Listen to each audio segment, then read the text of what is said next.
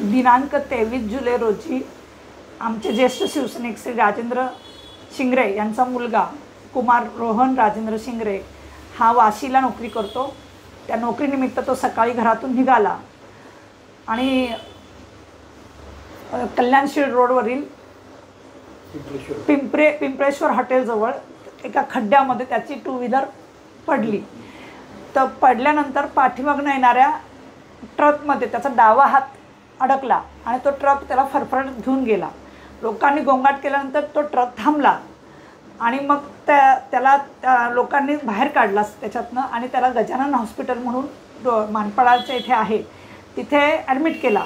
आणि मग त्याच्या मोबाईलवरूनच त्याच्या वडिलांना लोकांनी फोन केला। मग वडील तिथे गेल्यानंतर तिथल्या डॉक्टर म्हणाले इथे सगळ्या सोयी नाही आहेत, तर आपण सानपाड्याला नेऊया। त्यांच्यातला एक डॉक्टर सानपाड्याच्या हॉस्पिटलमध्ये त्याचं आहे hospital, Mahatma Phule charitable trust Sanpada ह्या हॉस्पिटलमध्ये त्याला त्या दिवशी भरती केलं। मग 23 जुलैला आणि त्या डाव्या हातातला मांस खूप बाहेर आलेलं होतं, सगळ्या व्हेन्स तुटलेल्या होत्या, रक्त खूप वाहिलं होतं, म्हणजे ब्लिडिंग जास्त झालं होतं।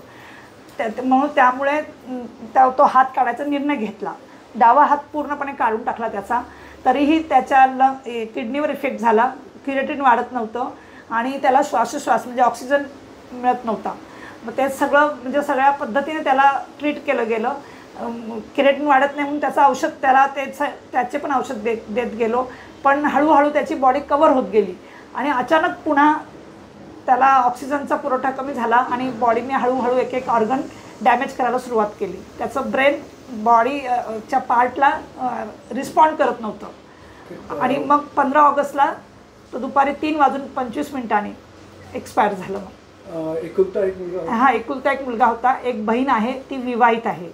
2 महिन्यापूर्वीच तिचं लग्न झालंय। खड्ड्यामुळे एकाचा जीव गेला? खरोखरच रोडचे जे खड्डे आहेत त्याच्यात पाणी भरलं की तो खड्डा कळत नाही आणि त्याच्यात तरुण व्यक्ती काय किंवा कोणीही जी टू व्हीलर चालवते ती व्यक्ती अपघाताने मृत्यू होतो। हे खड्डे भरणं पावसाळ्याच्या आधीच हे खड्डे बुजवणं अत्यंत आवश्यक आहे। मी जरी आता राजकारणात आहे तर त्याचे वडील आणि माझं अत्यंत घरातलं नातं होतं आणि असा घरातला मुलगा गेल्यामुळे आम्ही अजूनही सावरलेलो नाही आहे।